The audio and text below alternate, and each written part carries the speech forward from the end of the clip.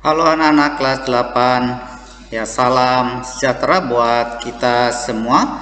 Puji dan syukur kita panjatkan kepada Tuhan yang penuh kasih karena sampai dengan saat ini kita masih diberi kesehatan, juga kekuatan untuk terus belajar. Nah, pada kesempatan belajar kita kali ini kita akan bersama-sama mempelajari satu tema yang berjudul struktur dan fungsi tumbuhan. Jadi silakan kalian mempersiapkan diri untuk belajar bersama-sama. Kita mulai saja ya anak-anak. Struktur dan fungsi tumbuhan. Anak-anak yang saya banggakan, kita patut bersyukur kepada Tuhan karena kita tinggal di satu negara tropis di mana hujan dan juga sinar matahari dapat terjadi dan ada di sepanjang tahun. Atau dengan kata lain, kita tinggal di satu negeri dengan iklim yang baik. Nah, iklim yang baik ini memungkinkan tanah yang subur, dan tentu saja tanah yang subur itu menyebabkan berbagai tumbuh-tumbuhan dapat tumbuh dan berkembang biak di negara kita. Nah, tumbuh-tumbuhan ini memiliki peranan yang sangat penting tentu saja untuk makhluk hidup yang lainnya seperti binatang dan juga manusia yang tinggal di sekitarnya.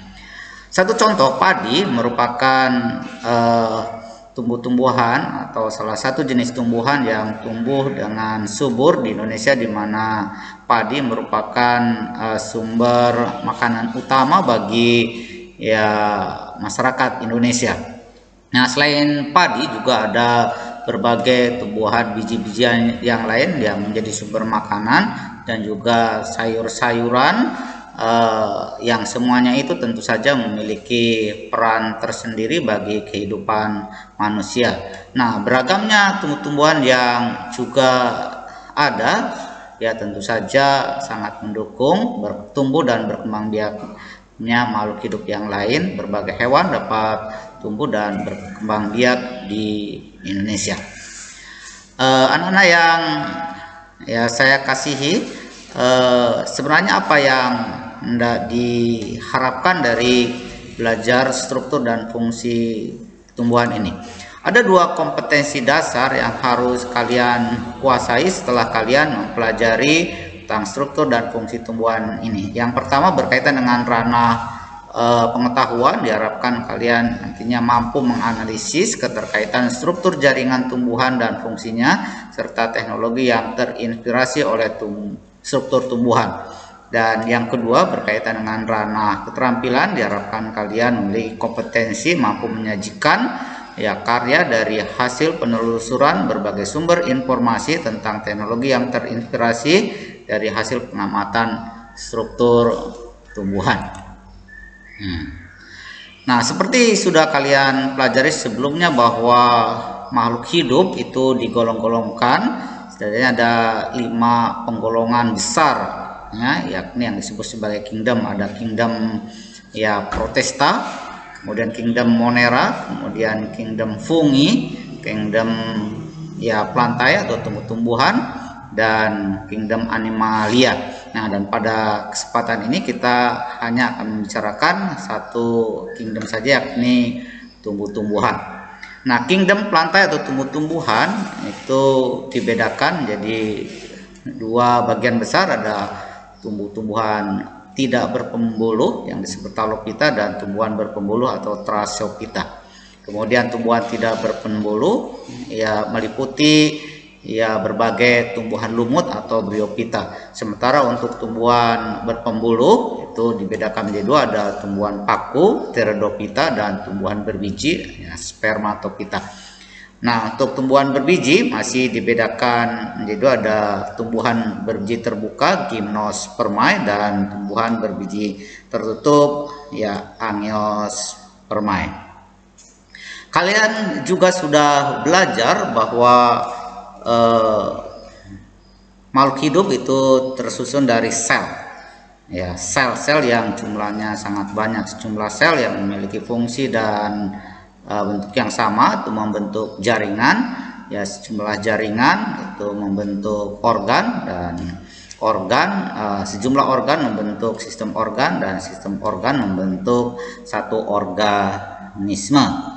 Nah, begitu pula dengan tumbuhan. Jadi sejumlah jaringan pada tumbuhan yang memiliki peran dan fungsi yang tertentu itu menghasilkan ya organ.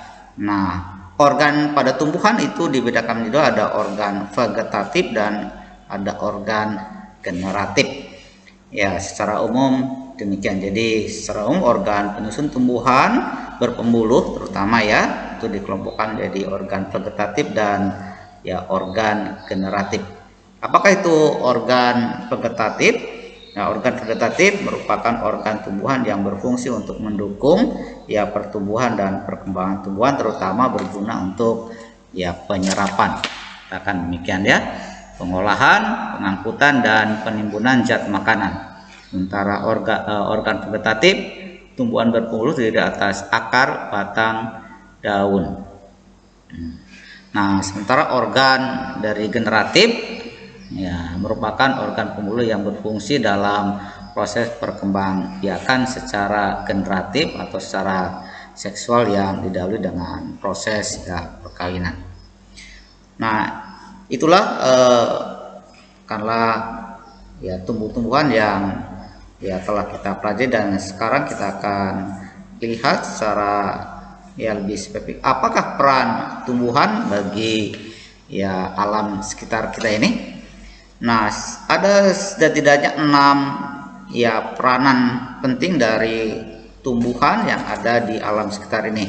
Yang pertama adalah ya sebagai penghasil oksigen atau O2. Seperti kita ketahui bahwa tumbuh-tumbuhan itu mengalami yang disebut sebagai fotosintesis, di mana tumbuh-tumbuhan itu mengambil air dari dalam tanah dan karbon dioksida ya dari udara, kemudian melalui proses fotosintesis yang terjadi pada daun, maka gas karbon dioksida dan air itu menghasilkan ya glukosa dan oksigen, di mana oksigennya itu dilepas ke udara.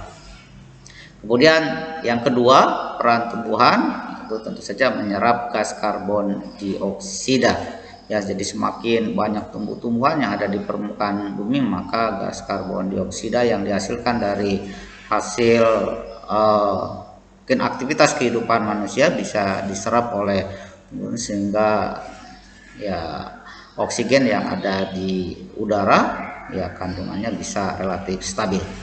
Kemudian peran tumbuhan juga bisa sebagai sumber makanan bagi ya makhluk hidup lainnya, manusia dan hewan. Mana peran tumbuhan ini ya, dia sebagai sumber karbohidrat. Berbagai tumbuh-tumbuhan menghasilkan ya zat gizi karbon dioksida, karbohidrat, kemudian ada lemak, protein, vitamin, mineral, tentu saja bagi manusia dan hewan yang ada di bumi kita. Kemudian tumbuh-tumbuhan juga berperan sebagai peneduh. Apabila ada pohon besar dan kita berada di bawahnya, di terik matahari, maka tentu saja kita berada di bawah atau di tempat yang teduh, karena sinar matahari atau terik matahari itu ya terhalang oleh tumbuh-tumbuhan. Kemudian tumbuh-tumbuhan juga dapat berperan sebagai pencegah erosi pada tanah, karena tumbuh-tumbuhan itu menancap di tanah dan jumlahnya cukup sangat banyak dan kokoh begitu ya, sehingga turun hujan maka air itu bisa diserap masuk ke dalam tanah dan ya tidak terlalu deras, sehingga tumbuh-tumbuhan ini mampu mencegah erosi. Ya, itulah beberapa peran tumbuhan yang dapat kita amati, kita saksikan di sekitar alam kita ini. Nah, seperti tadi sudah disinggung bahwa tumbuh-tumbuhan itu tersusun dari ya sejumlah organ ya. Ada daun, contoh daun pada tumbuhan bayam, Kemudian ini batang, ya, batang ini bambu, ya, bentuknya kita lihat berruas-ruas atau berbuku-buku. Sementara ya untuk tumbuhan yang lainnya, pohon-pohon itu saja memiliki struktur batang yang berbeda. Kemudian ini organ yang kita namakan dengan bunga. Berbagai tumbuhan menghasilkan bunga, ya, mana nanti bunga ini sebenarnya berkaitan dengan satu organ reproduksi. Kemudian ini adalah biji, ya, buah padi. Ini sebenarnya merupakan atau tersusun dari biji-biji ya padi yang nantinya bisa digunakan sebagai sumber energi bagi kehidupan manusia dan juga sebagai organ perkembangbiakan.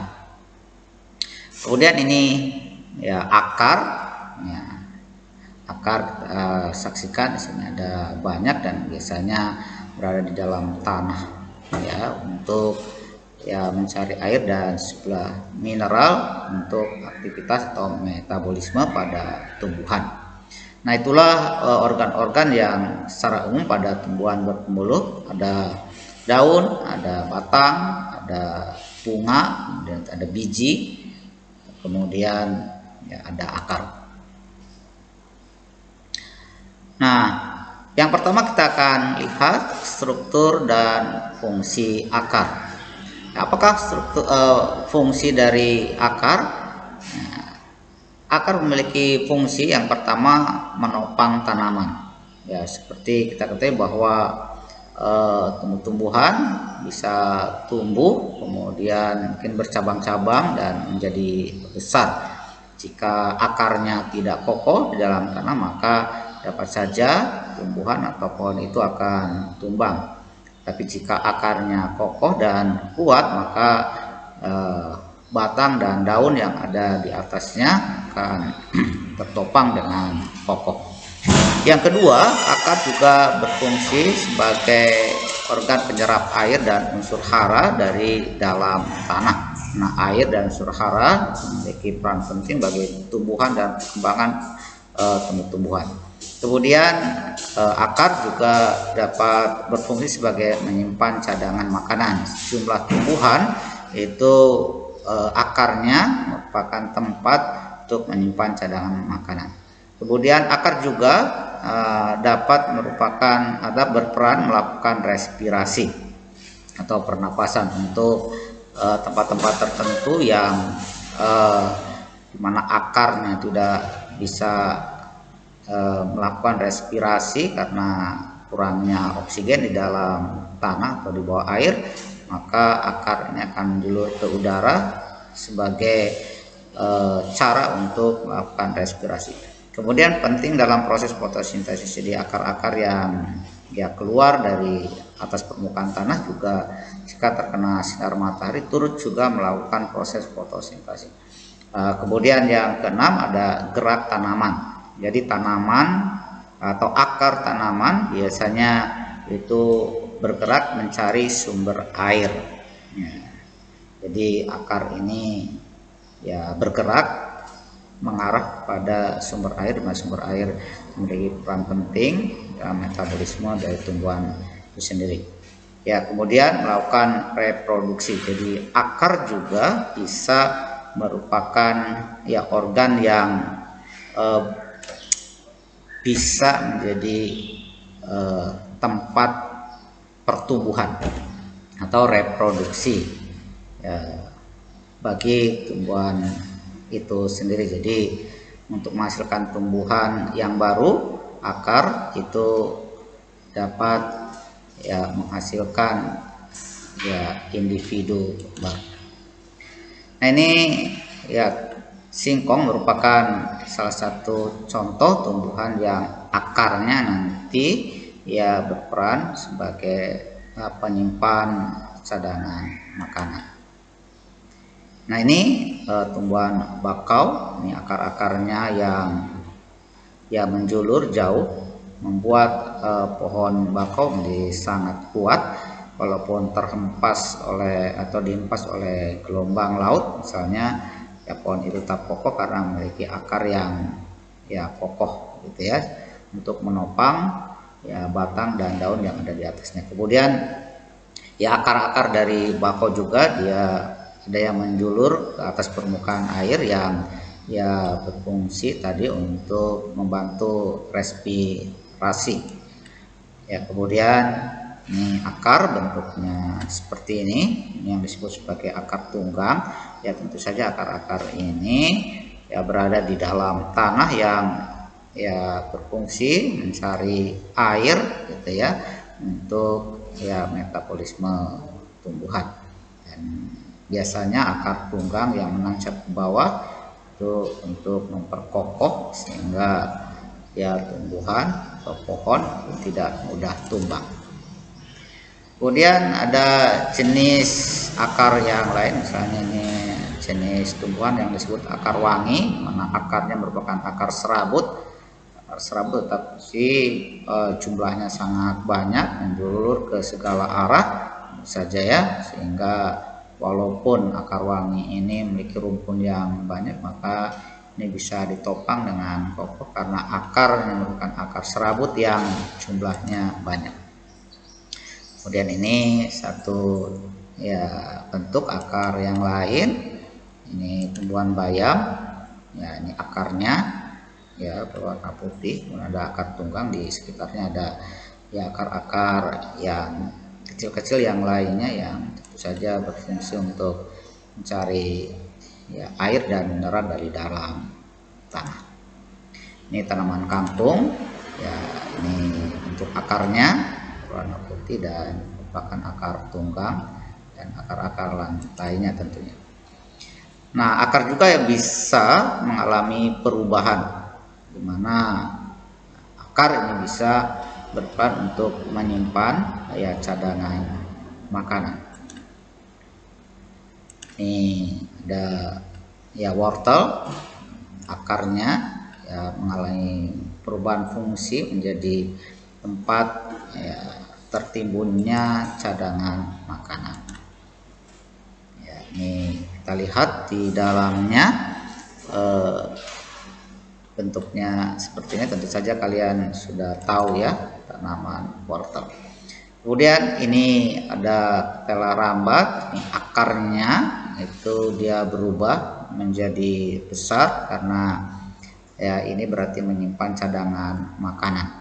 Ya, tapi selain cadangan makanan, maka di ujung-ujungnya nanti pada saat musim kemarau, mungkin ini batang-batang dan daunnya mati. Pada saat menjelang musim hujan, maka akan tumbuh ya tunas-tunas baru dari akarnya ini, sehingga akan menjadi atau menghasilkan ya individu baru. Kemudian ini pada tanaman jahe ya, ini terdapat rimpang namanya ya. Di sekitar rimpang ini ada akar-akarnya. Pada musim kemarau misalnya ini, maka ya daun-daun ini akan mati, tetapi rimpangnya yang juga terdapat cadangan makanan itu tidak akan mati. Nah, ketika musim ya awal musim hujan, maka akan tumbuh tunas-tunas baru dari rimpang-rimpang yang ada di dalam tanah. Begitu pula dengan tanaman kunyit, jadi akarnya ini atau dia menghasilkan rimpang. Setelah rimpang itu ada akar-akarnya, rimpang ini juga nanti merupakan ya organ yang menghasilkan tunas-tunas baru untuk ya berkembang biak. Nah, ini namanya ada kentang ya, menyimpan cadangan makannya di dalam. Nanti kalau pada musim kemarau misalnya ini batangnya mati, maka ini nanti setelah awal musim hujan dari ubinya ini akan tumbuh tunas-tunas baru yang menghasilkan ya tentu saja kentang yang baru. Nah, ini akan keluar tunas-tunasnya, jika ditanam maka tunasnya ini akan menjadi tumbuhan yang baru. Ini ada laos, ada rimpangnya, ini tunas-tunasnya. Jadi kalau ini mati maka rimpangnya di dalam ya tidak mati, dan pada saat awal musim hujan maka dia akan ya tunas-tunasnya itu akan tumbuh kembali. Nah, ini tumbuhan yang sebenarnya tumbuhan yang tumbuh di iklim yang panas ya, di gurun, namanya kaktus. Mana kaktus ini ya ada duri-durinya yang ya berfungsi sebagai organ yang mencegah terjadinya banyak penguapan, juga menangkap mungkin uap air. Kemudian dia juga sebagai fungsi pertahanan untuk menjaga agar tidak mudah dimakan oleh binatang yang ada di sekitarnya. Nah, ini juga tanaman kaktus yang bisa ya katakanlah untuk mendapatkan ya uap air untuk pertumbuhan dan perkembangannya. Mana akar-akar dari kaktus ini sangat panjang sedemikian rupa sehingga ya mampu untuk mengumpulkan air yang jumlahnya sedikit untuk pertumbuhan dan perkembangan. Nah, jika akar ya potong sedemikian rupa ya, maka ya bentuknya jika diamati menggunakan mikroskop kira-kira seperti ini. Nah, ini akar yang masih muda ya, yang masuk dalam tanah. Tuh saja yang dekat tanah, dekat permukaan tanah namanya pangkal akar. Kemudian ada batang akar yang masuk ke dalam tanah, kemudian di sekitarnya itu ada akar-akar atau cabang-cabang akar. Kemudian pada akar yang sangat muda masih ada rambut-rambut akar, dan kemudian di penghujungnya ada ujung akar. Nah, kemudian akar ini juga ada yang ya masih sangat muda, ada yang agak keras, dan tentu saja di pangkal akar ini menjadi keras ya. Kemudian bagian ujungnya ini ada yang disebut sebagai tudung akar. Kemudian ada zona pembelahan ya. Kemudian ada zona pemaniangan ya, kemudian ada zona pematangan. Ini bagian dari akar. Nah, kalau diiris ya bagian akar tadi, ujung akar ini, maka ya akan terdapat bagian-bagian dari akar. Bagian yang bercabang ini namanya bulu akar ya. Kemudian di bagian paling tepi namanya epidermis, bagian dalamnya itu namanya korteks, dan di bagian di dalamnya lagi ada endodermis. Kemudian ada yang disebut sebagai perisikkel, kemudian ada silem, ada flem, kemudian ada ikatan pembuluh, kemudian ada meristem apikal dan tudung akar. Nah, itulah bagian-bagian akar kita akan nanti pelajari berkaitan dengan jaringan pada tumbuhan. Ini jika penampangnya kita potong melintang seperti ini, maka bagian terluar ada rambut akar ya, kemudian ada ini epidermis, ini tadi ya rambut akar. Kemudian ada bagian sangat terluar namanya epidermis, di bagian lebih dalam ada korteks, kemudian ada perisikal, ada endodermis ya, kemudian ada silem, ada flem. Ini silemnya, flem nanti kita akan belajar lebih jauh berkaitan dengan jaringan pada tumbuhan. Itulah beberapa hal yang penting yang perlu kalian ketahui berkaitan dengan akar. Halo anak-anak, kita lanjutkan belajar kita ya. Nah, organ vegetatif kedua dari tumbuhan adalah batang. Nah, bagaimana struktur dan fungsi batang ini? Nah, ya Pak Rus sudah sini menampilkan ada dua jenis tumbuhan. Yang pertama ini namanya bambu, dan sementara yang di sebelah kanan ini adalah ya pohon yang dinamakan pohon akasia ya. Dari struktur batangnya saja kita sudah dapat membedakan di mana pada tumbuhan sini batangnya tampak beruas-ruas, Ya, sementara pada pohon akasia tampak batangnya besar dan bercabang-cabang tapi tidak berluas-luas. Nah, sekarang apa fungsi batang bagi tumbuhan? Nah, ada sejumlah fungsi yang ya terjadi pada batang tumbuhan. Yang pertama, ya tentu saja batang ya merupakan bagian tumbuhan yang berperan sebagai tempat melekatnya bagian tumbuhan lainnya seperti daun, ya bunga, buah dan pucuk.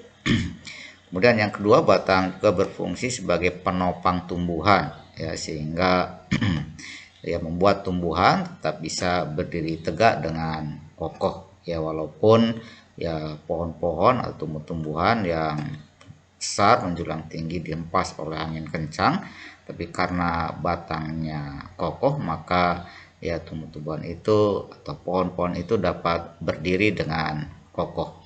Nah, selanjutnya batang juga menjadi tempat atau sarana jalur transportasi air dan ya juga zat makanan yang dihasilkan dari adanya proses fotosintesis. Sebelumnya kalian sudah belajar bahwa akar berfungsi untuk ya menyerap air dan sejumlah mineral yang kemudian ya dikirim ke daun dalam rangka proses fotosintesis. Nah, hasil fotosintesis itu menghasilkan ya zat makanan dan oksigen, di mana zat makanan itu kemudian dari daun dikirim ke seluruh bagian tumbuhan. Nah, batang itu menjadi jalur transportasi air dan zat makanan dihasilkan dari hasil proses fotosintesis itu. Batang juga menjadi pembantu proses pernapasan tumbuhan dikarenakan oksigen bisa masuk ke dalam inti sel melalui batang. Ya, batang-batang yang masih muda ya berwarna hijau, kemudian tentu dapat juga bisa digunakan dalam rangka proses pernapasan bagi tumbuhan. Nah, batang juga bertugas sebagai alat perkembangbiakan ya melalui cara vegetatif ya, di sela-sela misalnya daun pada batang biasanya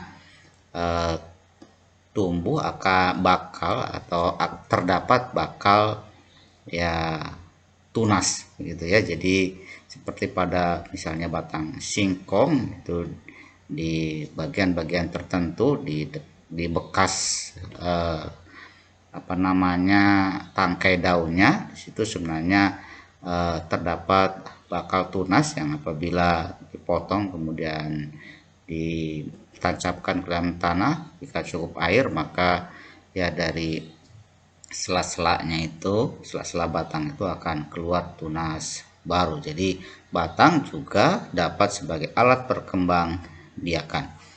Kemudian yang terakhir di situ batang juga berperan sebagai tempat penyimpan cadangan makanan yang ya ada pada tumbuhan. Ya, contohnya seperti pada batang sagu atau batang tebu. Jadi tebu batangnya kalau kita kupas kita makan itu terasa manis karena mengandung gula. Nah, gula yang terdapat pada batang tebu itu sebenarnya merupakan cadangan makanan.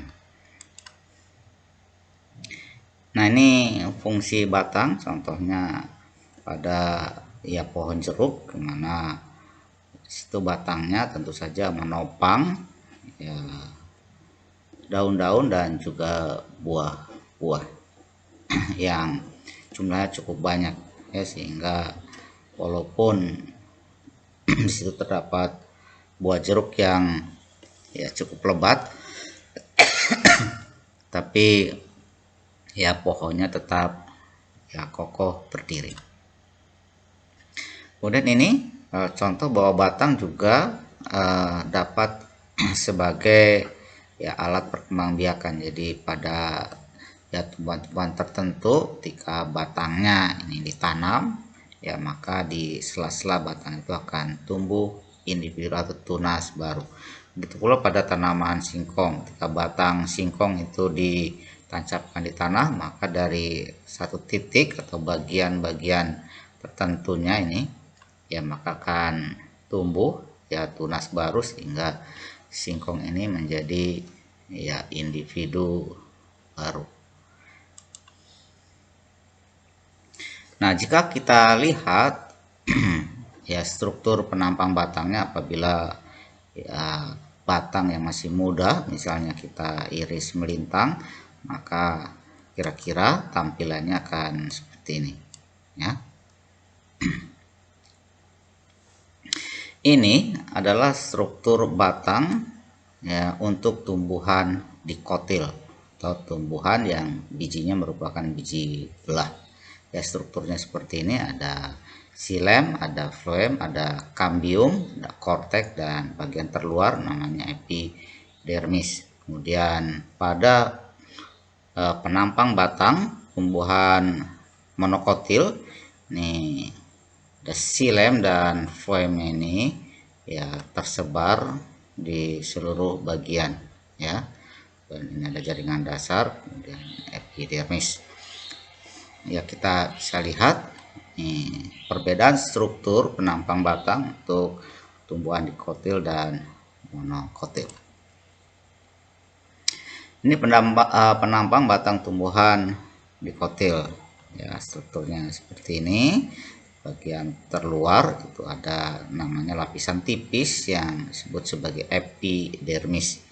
Bagian lebih dalamnya itu ada korteks ya, di bagian lebih dalamnya itu ada ya, berkas jaringan dasar yang menghubungkan ini empelur bagian tengahnya ya. Kemudian ini ada satu berkas jaringan dasar yang menghubungkan empelur ke korteks.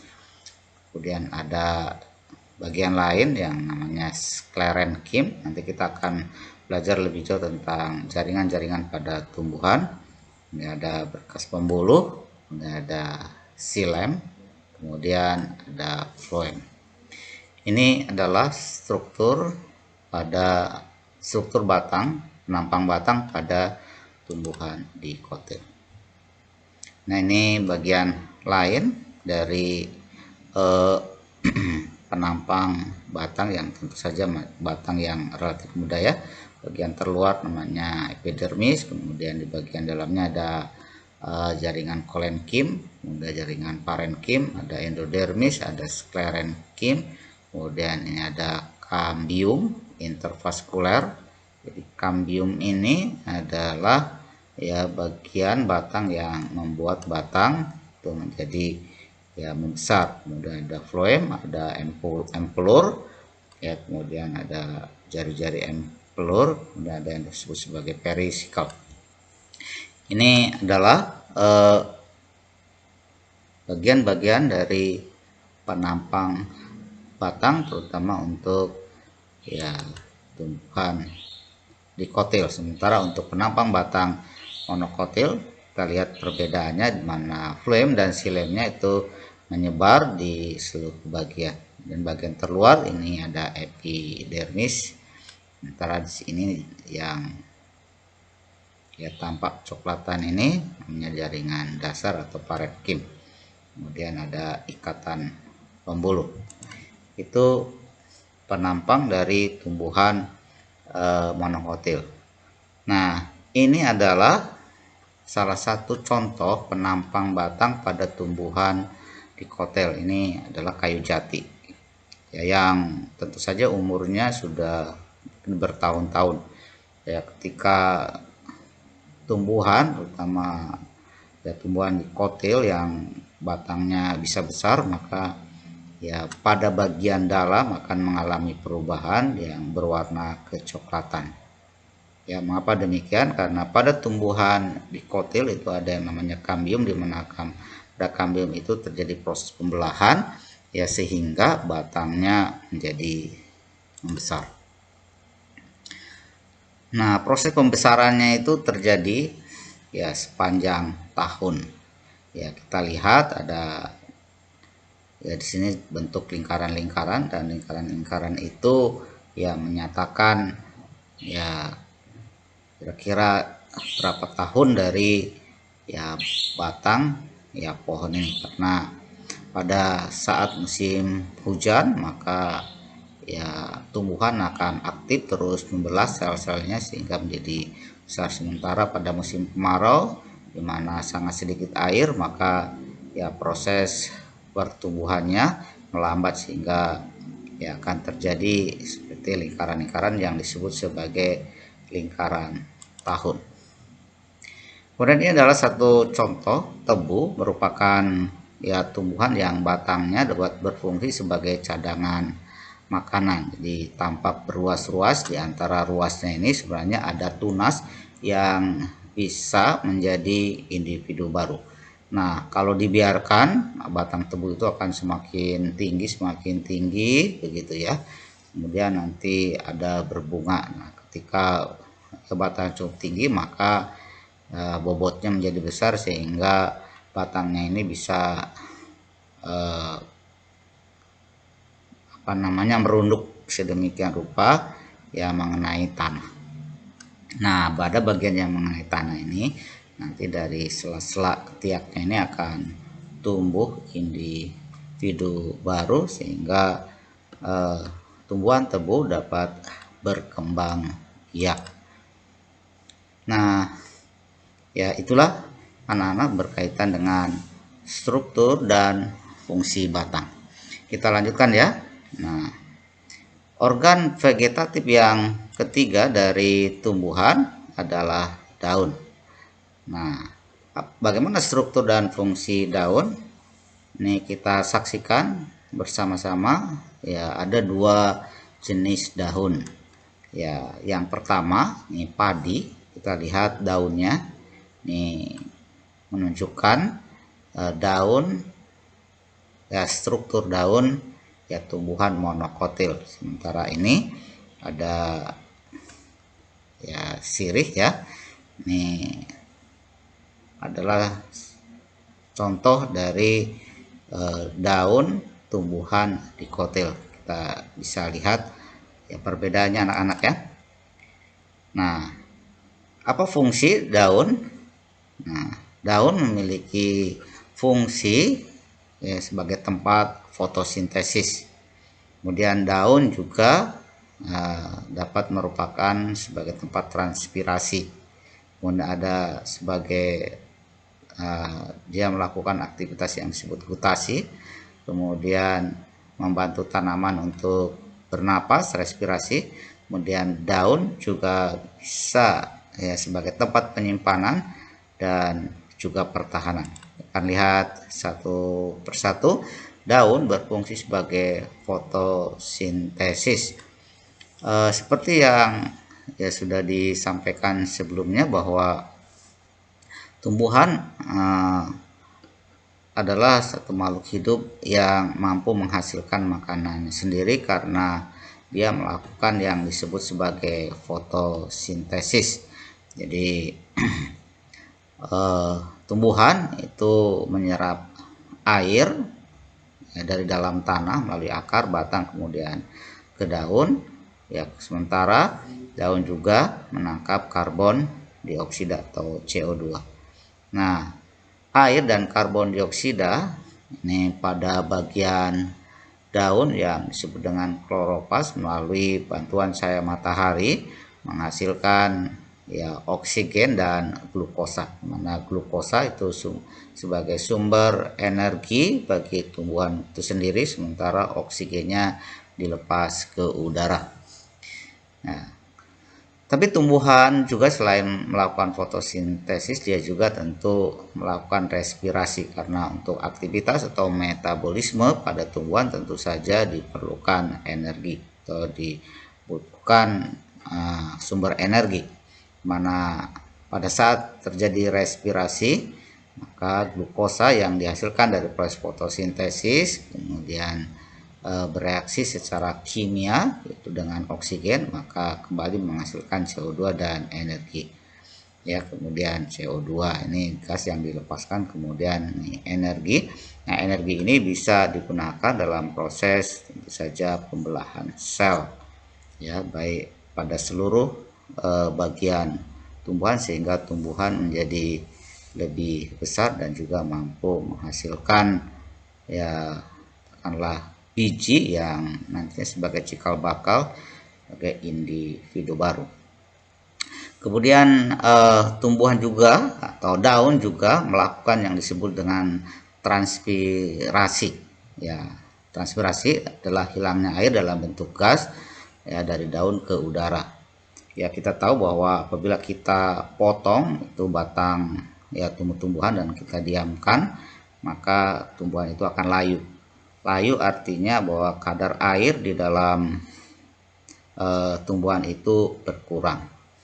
Ya, artinya bahwa tumbuhan itu dari dalam tumbuhan itu menguap ya partikel-partikel air. Nah, ketika terik matahari, maka ya partikel-partikel air itu akan keluar dari daun dan mengalami proses penguapan. Ya. Tapi tentu saja ya air itu akan digantikan dengan ya air yang baru yang berasal dari tanah. Nah, tadi disampaikan bahwa ya, fungsi daun adalah gutasi. Dia melakukan gutasi. Jadi pada musim-musim tertentu, misalnya pada musim hujan, itu ya, di mana kandungan air di dalam tanah relatif banyak, begitu ya. Maka air yang diserap dari dalam tanah itu ya berlangsung secara terus menerus ya, terutama terjadi pada malam hari yang tidak digunakan untuk proses fotosintesis dan penguapan. Nah, oleh sebab itu maka kelebihan air yang masuk ke dalam daun itu kemudian dikeluarkan ya pada bagian ujung-ujung daun itu menghasilkan ya titik-titik air yang dikeluarkan oleh daun itu karena ya kelebihan air ya, terutama terjadi pada malam hari dan kita bisa saksikan itu di pagi hari di daun-daun. Kemudian tadi juga disampaikan bahwa daun dapat berfungsi sebagai penyimpan cadangan makanan, misalnya pada daun pandan. Nih, ya kalau kalian tumbuk, kalian rebus, maka daun pandan akan ya larut atau partikel-partikel pada daun pandan itu akan larut karena pada daun pandan itu tersimpan ya juga cadangan makanan. Kemudian ini kaktus ya, kaktus ini unik dimana pada bagian luarnya itu terdapat duri-duri yang sangat banyak ya. Sebenarnya kaktus merupakan tumbuhan yang biasa hidup di tanah atau lahan yang sangat kering, misalnya di gurun yang sangat sedikit curah hujannya ya, dimana ujung-ujung duri yang runcingnya itu sebenarnya membantu tanaman kaktus ini untuk tidak mudah mengalami proses penguapan, dan kemudian ujung-ujung dari duri-durinya juga mampu untuk menangkap ya partikel-partikel uap air dari udara karena asupan ya air dari dalam tanah relatif sedikit. Tapi kalau kaktus ini ditanam di ya lahan yang banyak terdapat air ya tentu saja kan akar-akar yang terdapat di dalamnya itu ya sangat mudah untuk menyerap air. Kemudian duri-duri yang terdapat pada kaktus juga dapat berfungsi sebagai alat pertahanan ya, dimana duri-durinya sangat runcing dan kokoh. Jika misalnya dimakan oleh binatang tersebut dapat saja tertusuk oleh duri sehingga mereka mampu bertahan hidup di tempat yang kering. Nah, ini anak-anak struktur dari atau bagian-bagian dari daun. Ini tampak merupakan daun tumbuhan dikotil ya, ini tangkainya, kemudian ini pangkal daun, kemudian ini ada helai daun ya, helai daun, kemudian ini ada ya dari tangkai itu ada ya tulang-tulangnya. Terus sebagai tulang daun ada tulang cabang, kemudian ada yang lebih kecil lagi nih ada urat-urat daun, kemudian ada ujung daun yang sifat runcing. Kemudian daun bertulang menjari ini yang disebut sebagai daun yang menjari karena memang ada cabang-cabangnya dari tulang-tulang daunnya yang menjari. Ya, sementara berikutnya adalah ya daun atau struktur daun dari tumbuhan monokotil. Ini tanaman jagung dan daunnya kita lihat di sini sejajar ya, tulang-tulang daunnya itu. Oleh sebab itu maka dikatakan tulang-tulang daunnya ini ya bersifat menyirip. Itu perbedaan antara tumbuhan dikotil atau daun tumbuhan dikotil dan tumbuhan atau daun tumbuhan monokotil. Nah, jika ya daun itu kita potong, kita lihat penampangnya, maka ya ini bagian-bagian dari penampang daun. Bagian yang paling luar, bagian atas maupun bagian bawah itu disebut sebagai kutikula. Nah, di bagian lapisan bawahnya ini ada terdapat lapisan epidermis atas, berarti yang bagian bawah itu ada yang namanya epidermis bawah. Kemudian ada di bawahnya lagi ada jaringan ya yang disebut sebagai ya jaringan palisade. Kemudian ini di bagian bawah itu ada stomata. Stomata itu lubang ya, lubang sangat kecil, di mana stomata ini adalah lubang untuk keluar masuknya karbon dioksida dan oksigen. Ketika dia melakukan fotosintesis, karbon dioksida akan masuk ya, hasil fotosintesis menghasilkan gas O2, dia akan dikeluarkan melalui stomata, dan pada lubang stomata ini ada pelindung sel, jadi ya tidak mudah rusak. Kemudian di bagian dalamnya ada jaringan spon namanya. Kemudian ini tadi ada tulang-tulang daun ya, ada tulang daun itu ada yang disebut dengan xilem dan juga ada yang disebut sebagai floem. Kemudian ini dilindungi oleh selubung selnya. Nah, inilah yang disebut sebagai ya penampang atau struktur dari penampang bagian-bagian daun. Nah, itu anak-anak yang kedua dari organ tumbuhan, yakni yang ketiga adalah batang. Nah, sekarang kita akan lanjutkan, kita pelajari ya bunga. Nah, bunga ini merupakan organ tumbuhan yang disebut sebagai organ generatif. Nah, bunga ini sebenarnya adalah merupakan modifikasi daun yang berubah fungsi menjadi alat reproduksi pada tumbuhan. Ya, kalau kita lihat struktur atau bagian-bagian dari bunga, bisa kita lihat di sini tangkai bunga. Ya, ada tangkai bunga. Kemudian ada ovum ya, ada sel telurnya di sini. Kemudian ini yang disebut sebagai tangkai putik. Kemudian di sini ada lubangnya, ada kepala putik. Kemudian ini mahkota bunga. Kemudian di sekitar kepala putik ini, tangkai putik ini ada tangkai sari. Kemudian di ujungnya itu ada kepala sari yang akan ini namanya kelopak bunga. Jadi pada kepala sari ini nanti akan menghasilkan serbuk sari, dan serbuk sari itu nanti akan ya sejumlah serbuk sari akan masuk melalui kepala putik ya, masuk ke dalam sehingga terjadi proses yang disebut sebagai fertilisasi atau proses penyerbukan. Nah, ini adalah salah satu contoh bunga, ini sangat indah dan menarik ya. Dengan sifatnya yang menarik ini maka akan mengundang berbagai serangga atau insektisida untuk hinggap, untuk berkunjung ke bunga-bunga tersebut, karena di dalam bunga juga terdapat ya nektar yang manis yang bisa dikonsumsi oleh sejumlah serangga. Nah, serangga-serangga yang mengunjungi bunga yang indah ini untuk mendapatkan ya madu atau nektar itu, maka akan membantu ya proses penyerbukan sehingga nanti dihasilkan ya biji. Ini adalah contoh bunga pada kangkung.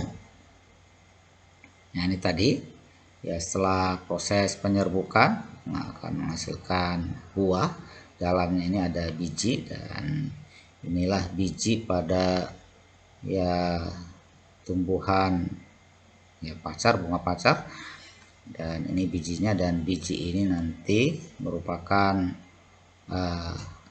cikal bakal terbentuknya individu baru sehingga tumbuhan pacar itu bisa berkembang biak. Nah, kemudian pada bunga atau setelah proses penyerbukan, maka nanti akan ya menghasilkan buah dan biji. Jadi prosesnya ada penyerbukan bunga, kemudian pada saat penyerbukan nanti ada proses pembuahan, dan setelah proses pembuahan, buah dan biji itu akan terbentuk secara bersama-sama. Ini macam-macam buah, ini daging buahnya, ini bijinya ya, dan seterusnya. Kita lihat di apa namanya ya, lebih detail. Di sini ada tadi ovum ya, di sini ovum, tadi ini serbuk sari ya, serbuk sari. Ini serbuk sarinya yang merupakan sel kelamin jantan, nanti dia akan masuk ke dalam ini ya, ini bulu serbuk sari, kemudian masuk ke dalam ovum. Nah, setelah masuk ke dalam ovumnya, maka terjadi proses ya fertilisasi, proses pembuahan, sehingga dihasilkan ya biji. Nah, biji yang terbentuk itu akan seperti ini pada struktur biji dikotil ya, artinya nanti dia berkeping dua. Nih, nanti ada cikal bakal daun.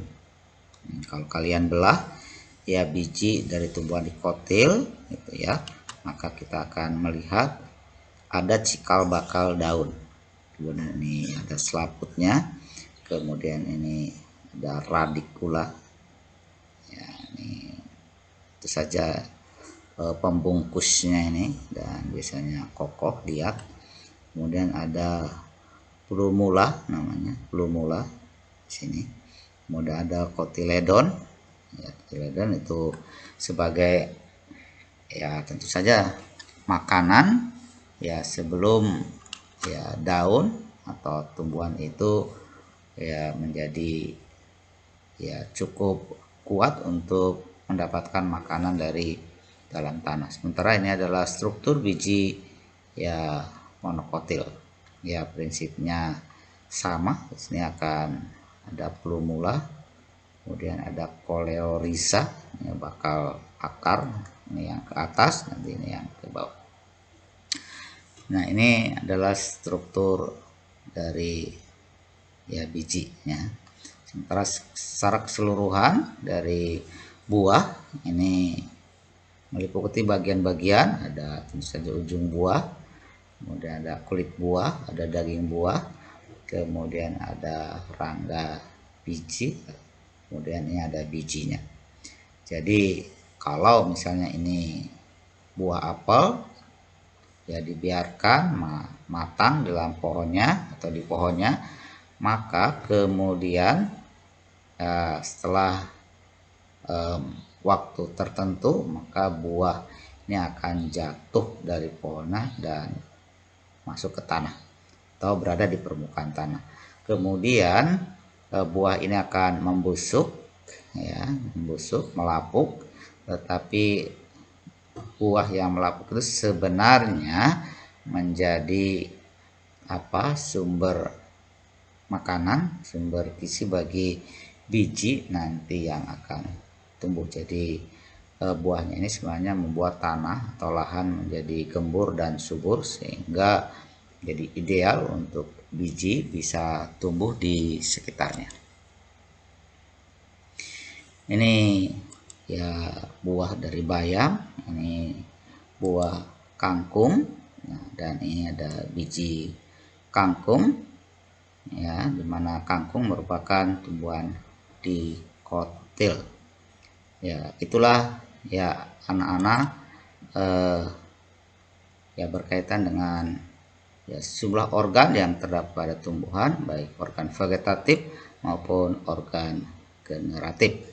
Nah, secara umum ya perbedaan tumbuhan monokotil dan dikotil itu dilihat dari berbagai ya bagiannya, ya. Ada bentuk akar, tentu saja monokotil itu akarnya serabut, sementara dikotil itu akarnya sifat tunggang.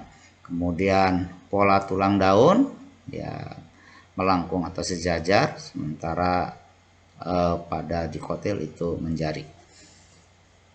Kemudian tudung akar, ya, ada tudung akar, sementara pada dikotil tidak ada tudung akar. Kemudian ada keping biji, ini pada monokotil itu cuma 1, sementara pada dikotil berkeping 2. Kemudian kandungan akar dan batang tidak terdapat kambium, sehingga tumbuhan monokotil itu tidak membesar, sementara pada tumbuhan dikotil ada kambium sehingga memungkinkan batang menjadi besar, bahkan sangat besar.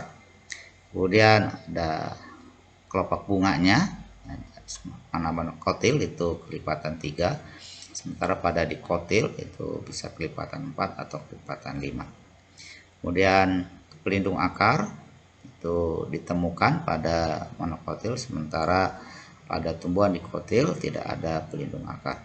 Kemudian pertumbuhan akar dan batangnya ya pada dikotil tidak membesar, sementara pada batang dikotil itu bisa membesar, tentu saja mengikuti ya pertumbuhan batang yang juga semakin besar. Itulah perbedaan antara tumbuhan monokotil dan dikotil dari sejumlah aspek. Ya, itulah anak-anak pelajaran kita pada bagian pertama, tentunya berkaitan dengan struktur dan ya fungsi tumbuhan. Nah, apabila kalian masih kurang jelas, kalian bisa putar lagi video ini sehingga kalian memiliki gambaran yang lebih baik tentang struktur dan fungsi tumbuhan ini. Demikian anak-anak, ya terima kasih.